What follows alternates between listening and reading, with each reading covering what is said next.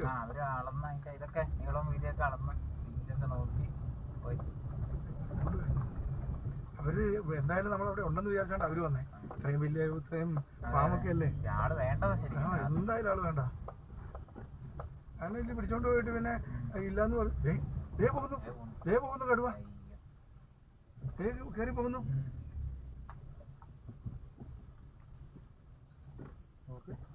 അത് എടുക്കുമോനെ, വീഡിയോ എടുക്ക്. വീഡിയോ എടുക്ക്. നീ വേഗം എടുക്ക്. ഇങ്ങോട്ടടിച്ചേ. കേറി പോണു. ദേ